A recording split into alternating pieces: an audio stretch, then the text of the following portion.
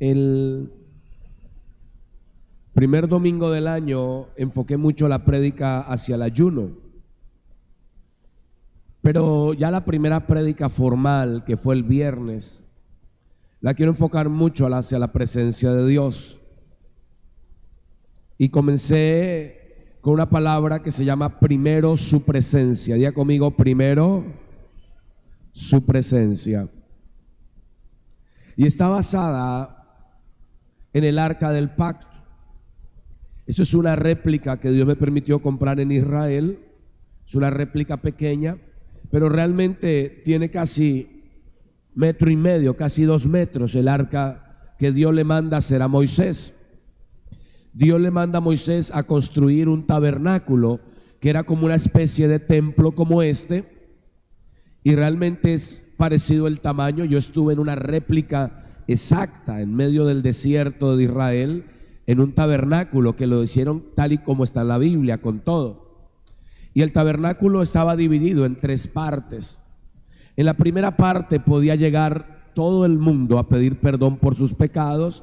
Traía un animal, ponían la mano en la cabeza de la oveja, iban confesando sus pecados. El sacerdote degollaba la oveja hasta que esparcía la sangre para que el pecado fuera cubierto. Pero adelante de ese altar de sacrificio, que era la entrada, después de la entrada estaba un lavatorio que se había hecho con los espejos de las mujeres, que eran bronce. Las mujeres limpiaban bien el bronce para poder verse antes que se fundiera como un espejo como lo conocemos hoy. Y las mujeres juntaron sus espejos, se despojaron de lo más preciado de ellas, y con eso se hizo un lavatorio para que los sacerdotes se lavaran después del sacrificio. Hasta ahí podía llegar todo el mundo. Pero la segunda parte del tabernáculo estaba el lugar santo. Habían 3 cosas en el lugar santo. Había una mesa con 12 panes que simbolizaba las 12 tribus de Israel. Luego había un altar de incienso, que significa adoración a Dios. Y luego y había un candelero. Y en el lugar santísimo, un candelero de 7 brazos, que simboliza al Espíritu Santo. Pero en la tercera parte, en la parte más íntima, que solo se podía visitar una vez al año el sumo sacerdote, estaba el arca, que simbolizaba la presencia de Dios. El sumo sacerdote no podía entrar al arca de cualquier manera, tenía que entrar totalmente santificado. Si él no estaba santificado, moría. Imagínense entrar una vez al año y entrar mal. Y lo sacaban jalado con una cuerdita. Entonces el arca es la representación donde Dios mismo venía y derramaba su presencia. Es más, cuando Dios le dice a Moisés que hiciera un arca como esta, hay una frase que a mí me golpea mucho al corazón, porque no es solo una cajita de madera cubierta de oro. Le dice Dios a Moisés: hazte un arca de acuerdo al diseño que yo te mostraré. Ese diseño está literalmente en el cielo, como lo ve. Y estos ángeles son querubines, que la Biblia llama que tienen 6 alas. Con sus 2 alas se cubren la cara, con otras 2 alas se cubren los pies, y con las otras están alrededor del trono dando vueltas, declarando que Él es santo, santo, santo, santo. ¿Cuántos alaban a Dios? Y en la tapita hay como una especie de tina aquí en la mitad, donde literalmente la sangre que Jesús derramó está delante de los ojos del Padre.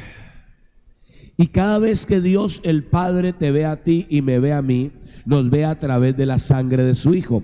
Y a través de la sangre de Cristo, Dios no te ve pecador, te ve santo. Dios no te ve enfermo, te ve sano. Dios no te ve con cadenas, te ve libre. Entonces, es un resumen así, versión cápsula, porque esto es todo un seminario, para que usted entienda la importancia del arca. El arca pasó por muchas etapas. El arca fue, el pueblo le dio la espalda a Dios, y el arca fue robada por los filisteos, los enemigos de Israel. Pero el arca en manos de los filisteos les causó fue una maldición. Vinieron maldiciones y el arca terminó doblegando los ídolos de los enemigos del pueblo de Israel.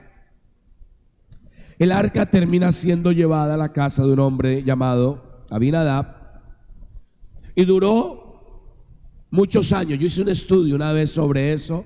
Duró casi 90 años el arca en un lugar, en la casa de Usa y Ayo. Eran los hijos de ese sacerdote. Y el arca fue escondida, fue guardada. El primer rey de Israel se llama Saúl.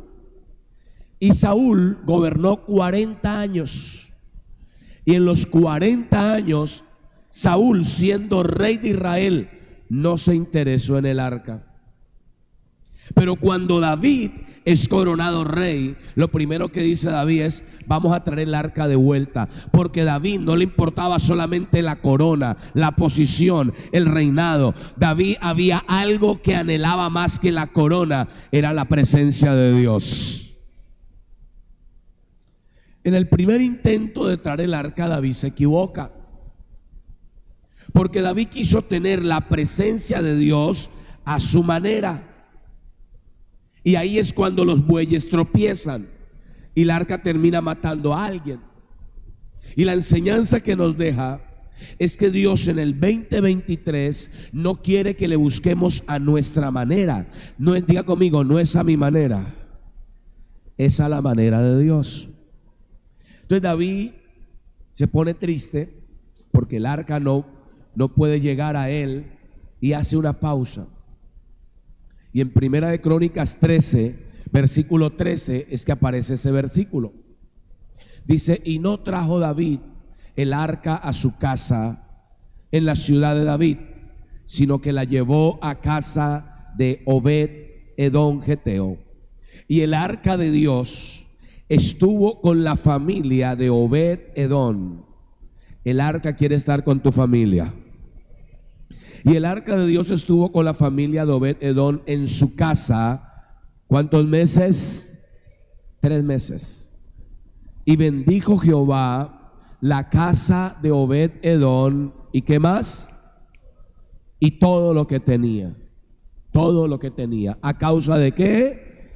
Del arca de Jehová. La presencia de Dios, yo le compartí ayer, aunque nos quedamos ahí como a la mitad de la enseñanza, porque el Espíritu Santo se tomó el ayuno. Pero cuando uno hace planes para un año, uno hace planes a 3 meses, a 6 meses, a 1 año, a 2 años, a 5 años.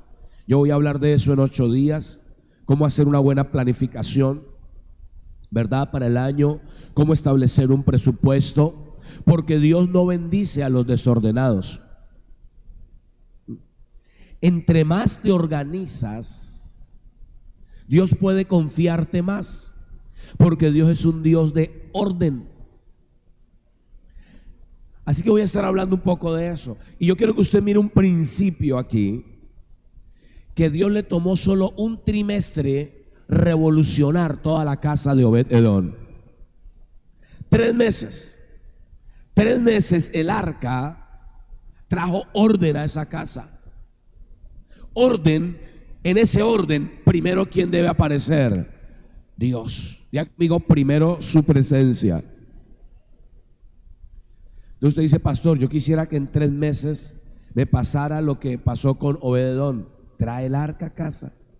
Trae la presencia de Dios a tu casa. Haz un lugar para Dios como hizo David. Enciérrate en tu cuarto. Busca un momento a Dios. Dobla tus rodillas. Agacha tu cabeza, como les prediqué en todos los días de ayuno la semana pasada. Que de día el hombre incline su cabeza. Entonces, Dios quiere bendecir tu casa y todo lo que tienes, pero necesitas el arca en casa. Hay sueños y metas que no vamos a lograr sacar adelante sin el Espíritu Santo. En Isaías 34, versículo 16, todos conocen la historia del arca de Noé, y quiero repetirlo hasta que el Espíritu de Dios se lo revele. Noé trabajó en un proyecto. Noé fue el primer ingeniero naval de la historia. Noé fue el primer marinero de la historia. Dios me permitió a mí estar en la marina, en Cartagena, y aprendí algunas cositas. Pero ¿sabía usted que la ingeniería se usan los mismos principios que aparecen en la Biblia con la construcción del arca de Noé? El mismo patrón para construir todos los barcos que existen en la tierra, los mismos principios de ingeniería son los que Dios le dio a Noé. O sea que Dios sabe más de lo que nosotros pensamos. Entonces Noé fue el primer ingeniero naval de la historia y trabajó en un proyecto bien trabajadito. ¿Cuántos años trabajó Noé? 100 años. Porque antes del diluvio la gente vivía más, ¿no? Porque había una capa de agua alrededor del planeta, del globo terráqueo, que no permitía que los rayos solares entraran de manera directa y la gente envejeciera más rápido. Las cosas no se fermentaban, no existía la lluvia, de la tierra subía un vapor. Eso es otra historia, ¿verdad? Por eso cuando esa capa de agua desciende y crea el diluvio, los rayos ultravioleta entran más directos a la tierra, la gente comenzó a vivir menos. Antes del diluvio Matusalén vivió 950 y pico de años. Entonces Noé duró 100 años trabajando en su proyecto, en el arca. Pero le faltaba lo más importante. El arca estaba terminada. ¿Qué le faltaba a Noé? Los animales, casi nada, ¿no? Dios le dijo a Noé: quiero que de toda especie, macho y hembra, meta los animales en el arca. ¿A qué horas Noé? ¿Cómo Noé iba a hacer? ¿Cómo Noé iba a hacer para completar el proyecto? Yo quiero preguntarles aquí, ¿cuántos tienen proyectos incompletos en su vida? Escúchame esto. Noé tenía el proyecto incompleto. Le faltaba lo más importante del proyecto, que eran los animales. Y Dios le dice que tenía que ser macho y hembra. Tenía que entrar la jirafa y el jirafo, vea eso. El león, el burro, el mono. Dejémoslo ahí. Isaías 34:16 dice: inquirid en el libro de Jehová. Así que retrocédete 2 versículos atrás para que vea que está hablando del arca de Noé. El 14, ponme el 14. Las fieras del desierto se encontrarán. Las fieras. ¿Cómo Noé iba a reunir la hiena con el león, con el leopardo, con el puma? Pero las fieras del desierto se encontrarán con las hienas. La cabra salvaje gritará a su compañero. La lechuza también tendrá allí morada y hallará para sí reposo. Versículo 15. Allí anidará el búho, pondrá sus huevos, sacará sus pollos, los juntará debajo de sus alas. También se junta, imagínense los buitres, cada uno con su compañera. Versículo 16. Inquirid, averiguad, investigad en el libro de Jehová y leed si faltó alguno de estos animales. Diga conmigo: ninguno faltó. Ninguno faltó con su compañera, porque su boca, la boca de Dios lo mandó. ¿Y quién le reunió los animales? ¿Quién le reunió los animales a Noé? El Espíritu Santo. El Espíritu Santo puede reunir lo que tú no puedes reunir. El Espíritu Santo puede conseguir lo que tú no puedes conseguir. El que le reunió los animales a Noé fue la presencia de Dios, el arca, el Espíritu Santo. Entonces hay proyectos que por más que te esfuerces, si el Espíritu Santo no sopla ahí, no podrás completarlos. La visión de esta iglesia es darle un lugar a la manifestación de la presencia de Dios. Como yo le explicaba, esta arca, cuando David la quiere traer, primero a Saúl ni le importó. Primera de Crónicas 13:3. Dice que en los días de Saúl, él no estuvo pendiente del arca. Primera de Crónicas, capítulo 13, versículo 3. Ponme el 3, un minutico ahí, por favor.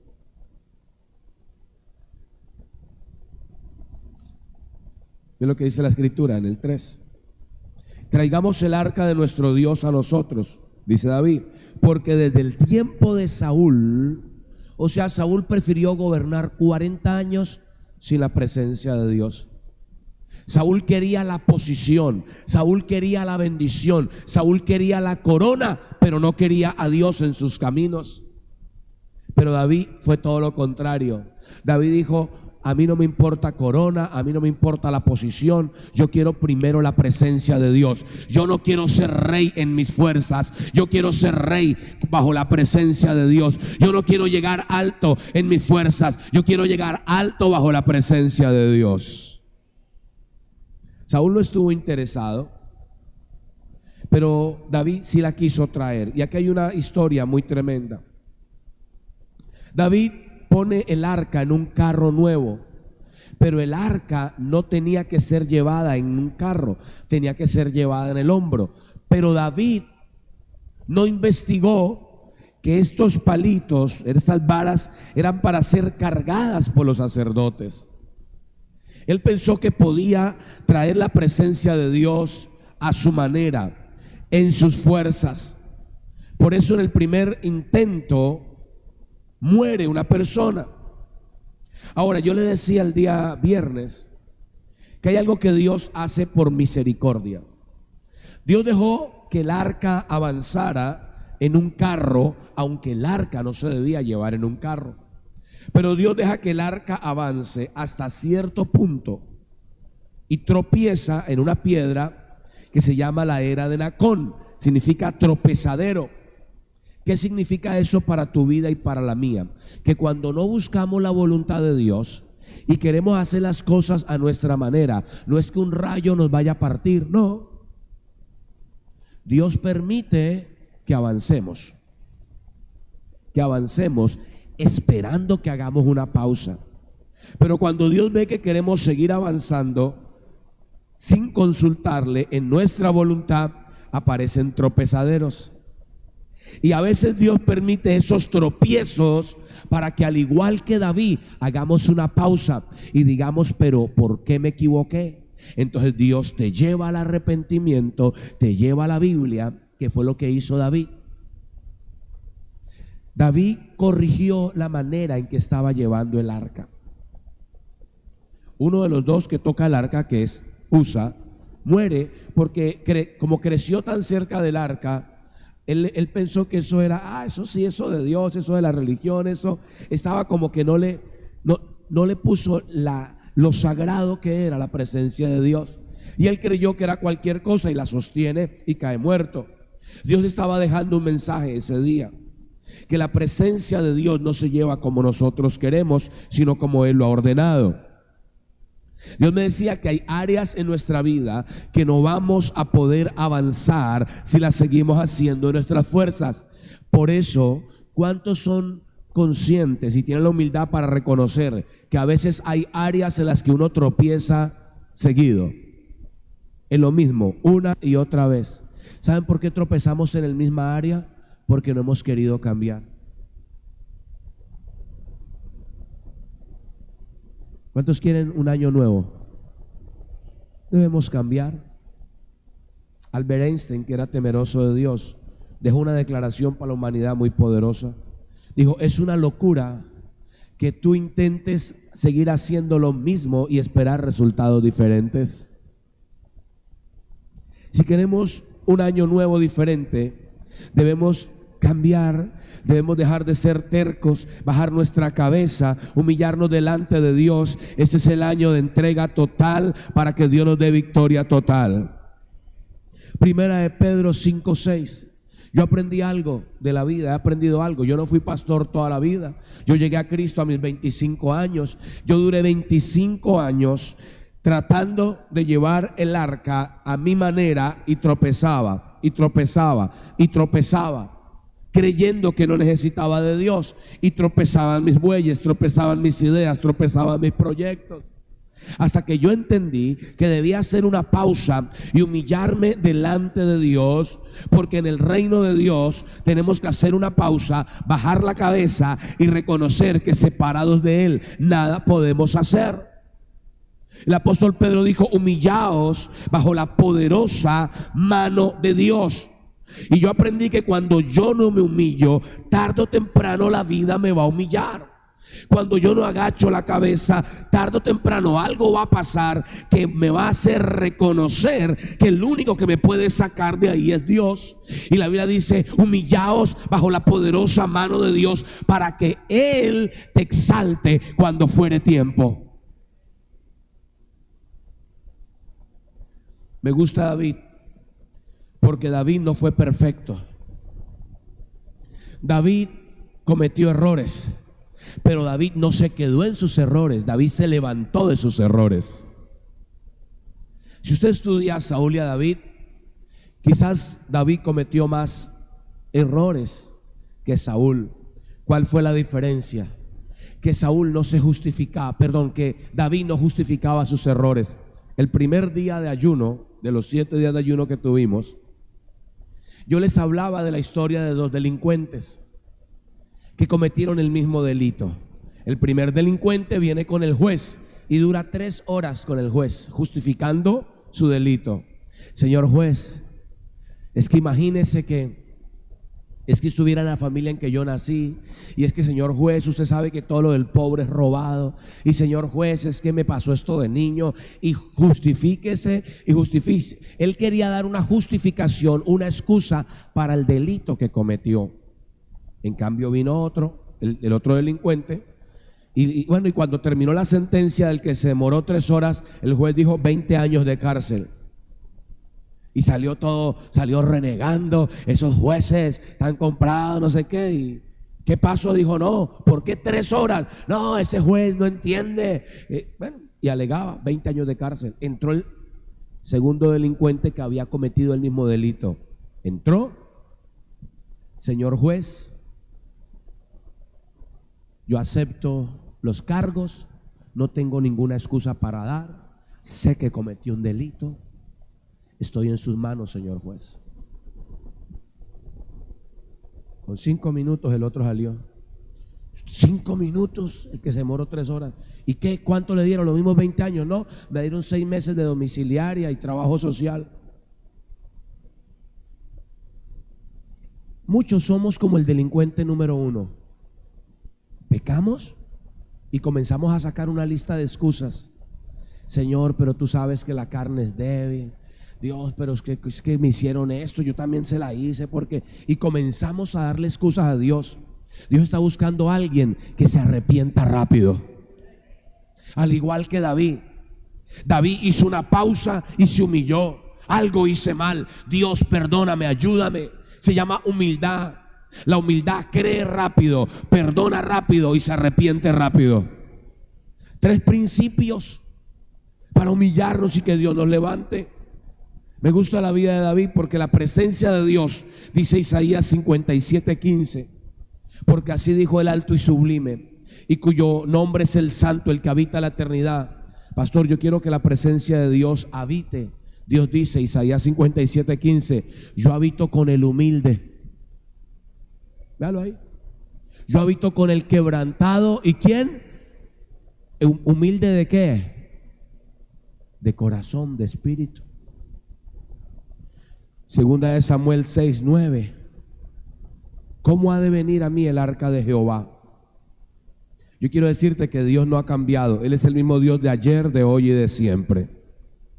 Y en segunda de Samuel capítulo 6 versículo 9, David dice: ¿cómo ha de venir a mí el arca de Jehová? Pues el arca de Jehová ha de venir de la misma manera a tu casa, de la misma manera que vino con David. Primera de Crónicas capítulo 15 versículo 1. Hizo David también casas para sí en la ciudad de David. Y aquí está la clave para tener el arca en la casa.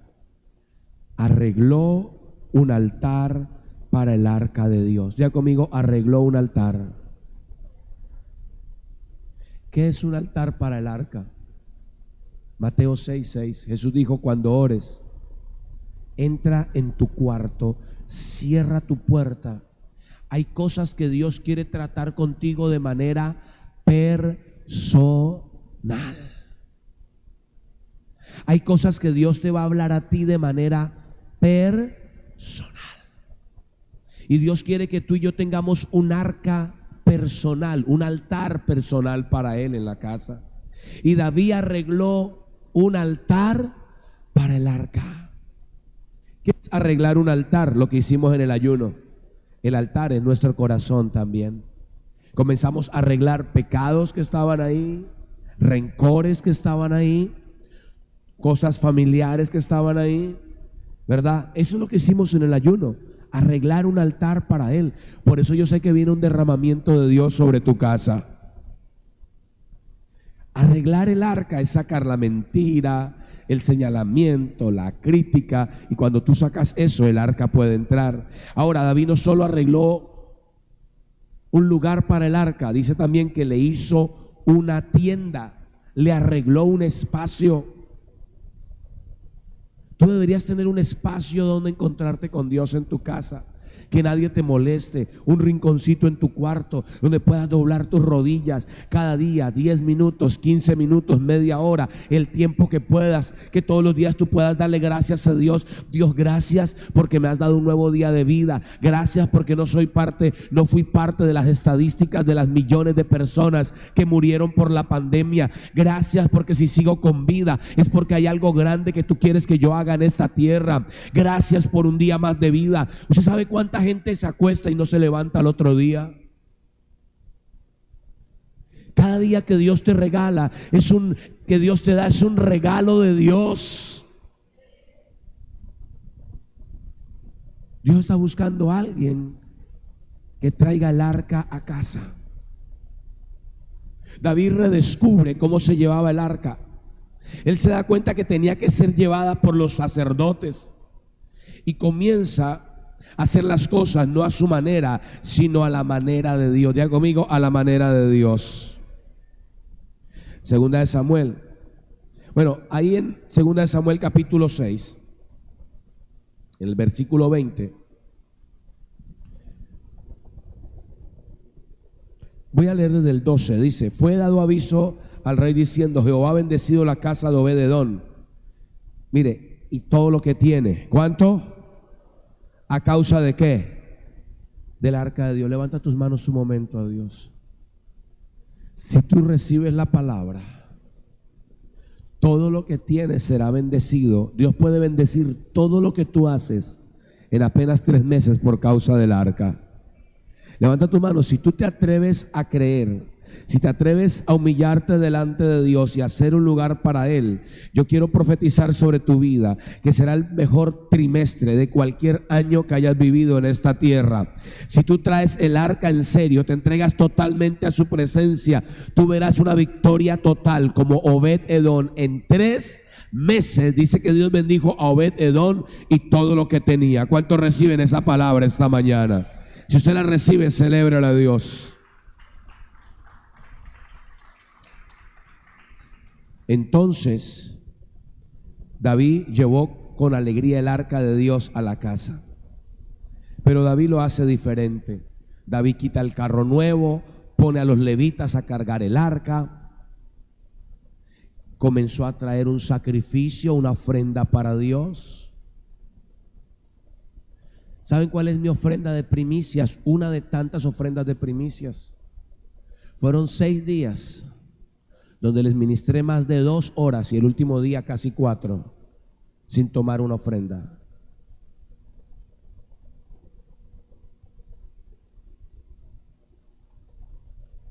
Eso no lo había pensado nadie, ¿verdad? Casi 20 horas de enseñanza sin tomar una sola ofrenda. No porque el tiempo no valga, no porque no haya un costo, claro que lo hay, pero es mi primicia. Ahora usted calcule mi cosecha. Cuando usted vea mi cosecha, usted va a decir, con esa semilla, aló, Seguro que algunos ni lo habían pensado. Pero David pone a los sacerdotes a cargar el arca y comienza a hacer unas ofrendas, un sacrificio de una magnitud que Dios se agradó, y la presencia finalmente llega a la casa y David comienza a ofrecer. Dice la Biblia, y David danzaba con toda su fuerza. Versículo 13, lo voy a leer aquí, voy a terminar esta enseñanza esta mañana. Dice: cuando los que llevaban el arca de Dios habían andado 6 pasos, él sacrificó un buey. ¿Cuánto vale un buey y un carnero? Saque las cuentas. Y David danzaba con toda su fuerza delante de Jehová, y estaba David vestido de una vestidura especial, efod de lino. Y David y la casa de Israel conducían el arca con júbilo, con sonido de trompeta. Cuando el arca llegó a la casa, su esposa, Mical, la hija de Saúl, miró desde la ventana y vio al rey David que saltaba, que danzaba delante de ¿quién? David se alegraba delante de ¿quién? De Jehová. ¿Y sabe qué pasó con la hija de Saúl? Menospreció a su esposo en su corazón. Metieron el arca, la pusieron en su lugar, en la tienda que le había preparado. David sacrificó ofrendas a Dios, holocaustos, y cuando David había acabado de ofrecer los holocaustos y ofrendas de paz, bendijo al pueblo en el nombre de Jehová de los ejércitos. Ya conmigo, el arca trae bendición. Primero su presencia. Bendijo y repartió a todo el pueblo, a la multitud, así hombres como mujeres, a cada uno pan y un pedazo de carne, o sea, hamburguesa para todo el mundo, una torta de pasas, hubo postre, y se fue todo el pueblo, cada uno a su casa. Volvió luego David para bendecir su casa, y salió su mujer Mical a recibirla, y le dijo de manera irónica, grosera: cuán honrado ha quedado hoy el rey de Israel, saltando, descubriéndose hoy delante de las criadas de los siervos, como se descubre sin decoro un cualquiera. Yo pensé que iba a ser más decoroso, más. Y le dice David responde a Mical: fue delante de Jehová quien me eligió en preferencia de tu padre y de tu casa, para constituirme por príncipe sobre el pueblo de Jehová, sobre Israel. Por tanto danzaré delante de Jehová, y aún me haré más vil, más humillado que esta vez, y seré bajo a tus ojos, pero seré honrado delante de las criadas de quienes tú has hablado. Y Mical, hija de Saúl, nunca tuvo hijos hasta el día de su muerte. Escuche esto: la que menospreció la presencia de Dios, se le secó el vientre de por vida. Pero el que amó la presencia de Dios, Dios entró en un pacto con David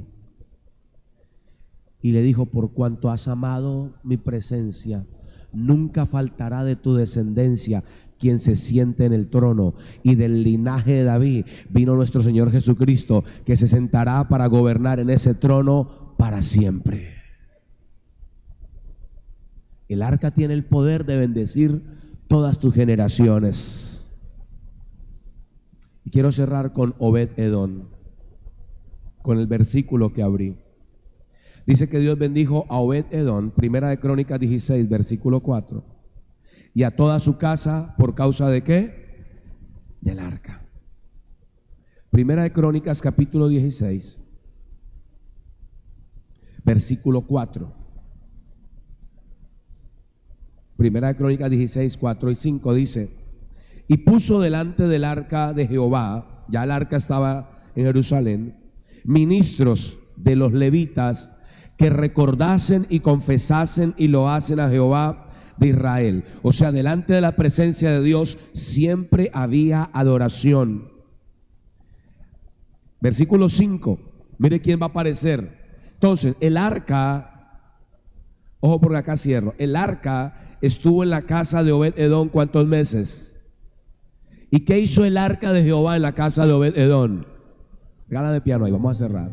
¿Qué hizo el arca? Bendijo la casa de Obed-Edom. ¿Y qué más? Ya conmigo, todo lo que tenía. Ya conmigo otra vez, todo lo que tenía.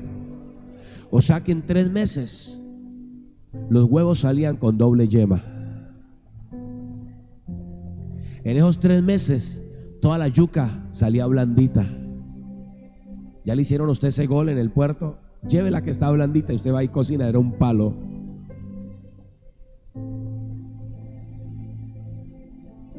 En esos 3 meses, las gamitanas eran de ese tamaño. En esos 3 meses el azaí estaba más espeso. En 3 meses Dios bendijo la casa de Obed-Edom. ¿Y qué más? Ahora, hay algo que usted quizás nunca ha pensado y nunca se lo he predicado. Hasta hoy se lo voy a predicar. Usted está en 3 meses viendo huevos con doble llena, azaí más espeso. Usted está viendo bendición por todo lado. Los copuazú salen más grandes, el arazá sabe más rico, el camu camu, la cerola. Y usted está diciendo, pero en 3 meses todas las ventas se triplican, ¿verdad? En 3 meses se abre. Usted en 3 meses viajó donde nunca había viajado. Y en 3 meses, y usted dice, wow. Pero en 3 meses viene el rey con su comitiva. Hola, Obed-Edom. Mi rey, ¿a qué viene? A llevarme el arca.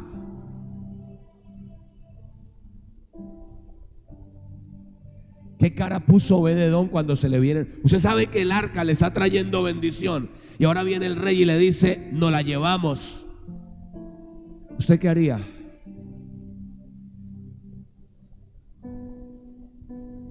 ¿Qué? Que se lo lleve. Yo empacaría maletas.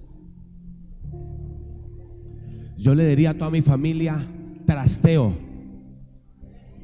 Yo le diría a toda mi familia, comiencen a empacar, porque nos vamos detrás de esa arca. A donde esté el arca va a estar mi familia. Empáquenme todo, porque nos vamos a mudar. Yo no quiero vivir un día más sin el arca. Si el arca se va de mi casa, yo me voy detrás del arca. Yo no quiero vivir un día más. Si esto hizo en 3 meses, yo quiero esto en toda mi descendencia. ¿Alguien celebra a Jesucristo esta mañana?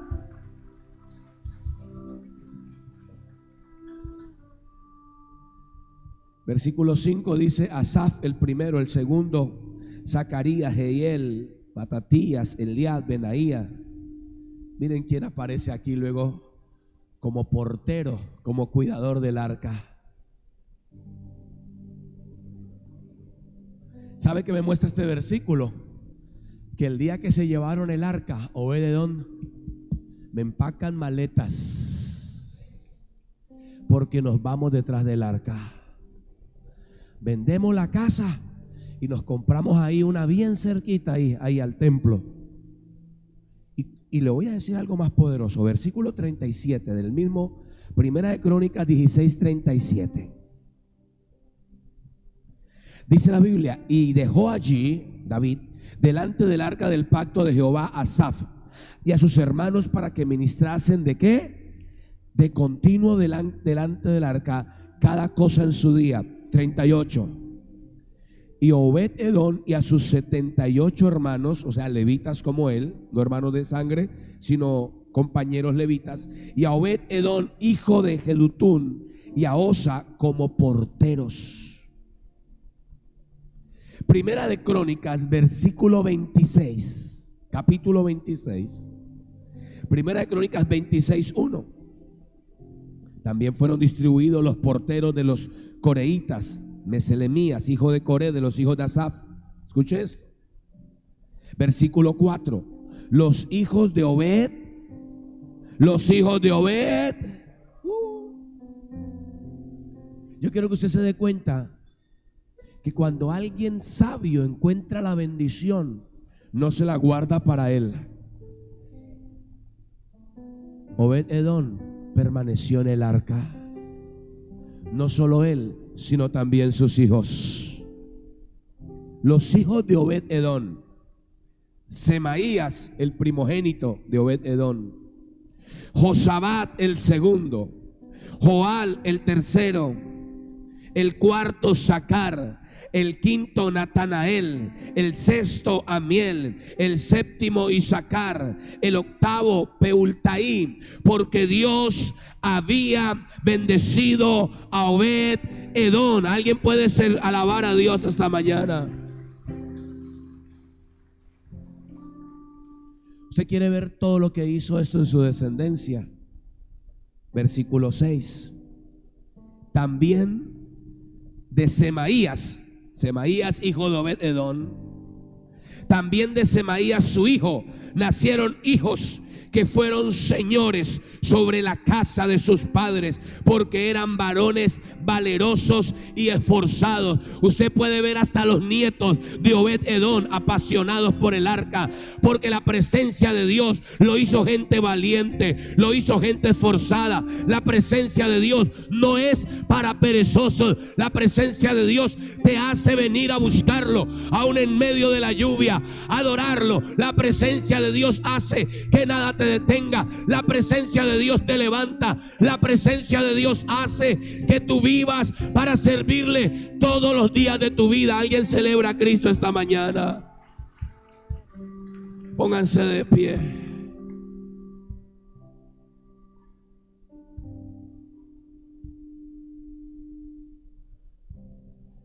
Y usted lee la historia y encuentra a Obed-edom cerca del arca, a sus hijos cerca del arca y a sus nietos cerca del arca. Levante sus manos a Dios.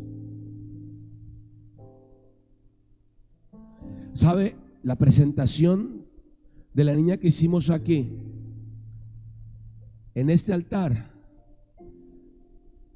es simbólica. 3 generaciones: la abuela, la mamá y la nieta. El temor de Dios en la mamá, el temor de Dios en la abuela, el temor de Dios en la mamá y ahora el temor de Dios en la nieta. Levanta tus manos. Yo quiero declarar bendiciones generacionales. Vamos, yo quiero que tú mires a tus generaciones por un momento. Quiero que mires a tus hijos y a los hijos de tus hijos como Obed-edom. Tus hijos y tus nietos serán valerosos y esforzados. Los techos tuyos serán apenas los pisos de tus hijos. El techo es el lugar más alto donde tú llegues como padre. Las conquistas más grandes que tú tengas como papá apenas serán el piso donde tus hijos se levantarán. De ahí para arriba ellos llegarán más alto. Señor, yo bendigo cada generación que está aquí representada esta mañana. Levanta tus manos.